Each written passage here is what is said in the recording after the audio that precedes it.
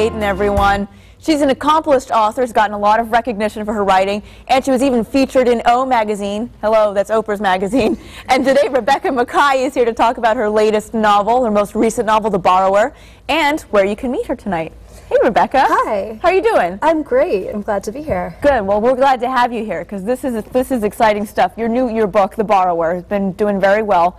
Coming out on paperback today. Yeah, it's been out for a few days. It's been out for a few days. Just getting to Dayton today, and I'm going to do a reading tonight at Books and Company at the Green at 7 o'clock. So I'm glad to be here. Well, just in case people don't know the story behind The Borrower, you focus the story on this young woman who kind of goes through a very interesting travel, should I say? Right. She makes some bad decisions, and I noticed it's your Healthy Decisions Day, so this is a really an appropriate book for you today. So basically The Borrower is about a woman, Lucy Hull, who's a children's librarian in Hannibal, Missouri, and she ends up inadvertently kidnapping a 10-year-old boy that she works with.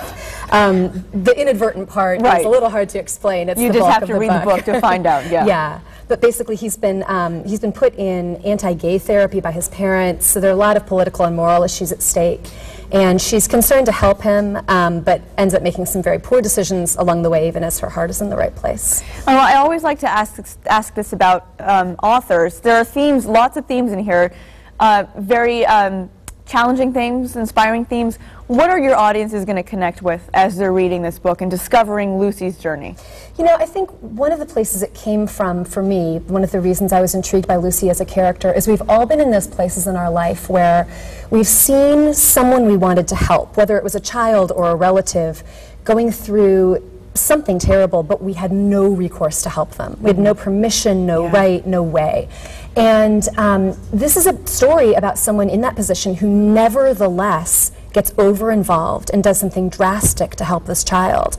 And in that sense, it's sort of literal escapist fantasy in that they escape this town, but also in that it's what we all wish we could do, even though we know the repercussions might be even worse than the situation we were trying to help with to begin. Yeah, that instinct to reach out, that altruism, that to reach out and kind of help someone where you think maybe you can do something, but oftentimes we feel helpless. Exactly. And this is sort of a what if, going down that road with someone who did make that leap, where in real life, none of us really tend to. Where did you come up with the storyline and Lucy's struggle with this? Honestly, a long time ago, probably 10 or 12 years ago, I became aware of these anti-gay therapy programs that are euphemistically called reparative therapy. It was interesting when the book came out in hardcover last year, and as I started that tour, very few people in the audience had even heard of this, but then halfway through that tour, the scandal broke with Michelle Bachmann's husband, and suddenly people became aware of the issue.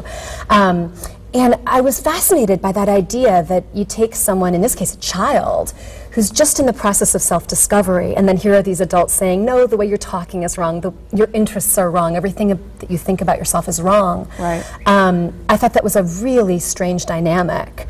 And then that gave me this idea of, what if there's a third point on that triangle? There's the child, there are the parents, but what if there's someone else too, someone who gets over-involved in her effort to help the child? Now, when you write characters, when you're building a character like Lucy, do you draw character traits from you, from people you know? I mean, because she's a very tenacious young lady, so where does that come from? A little too tenacious. I think there's the sense that everyone you write does technically come out of your own head, so it's hard to say that you just pulled them from thin air. As the writer, everyone has a part of you in them. And there might be little things, just the earrings they're wearing are from someone you saw once, and this one habit they have has to do with maybe things that you don't even remember, all of a sudden they come out and you realize that they've been holding it in your brain. That are hard to trace back. I don't have too much in common with my narrator. I don't kidnap children, fortunately, but I do think I share her sense of humor, and that was something that helped me see her character. Real quick again, you're going to be at Books and Company tonight at 7 p.m. That's at the Green, and you're going to get, people will be able to get the softcover edition. Exactly. Is it also out on Kindle, by the way? It's on Kindle, it's on all the e-readers, it's in hardcover, and now it's in paperback. And very nice. I'll be signing books too, and I'll be answering questions and meeting readers, as well as reading. Rebecca, thank you so much for coming on and talking about your book. Thank you. Good stuff. But now I'm going to toss it to Zuri. She's talking to a local student who's done something really great for herself. Hey, Zuri.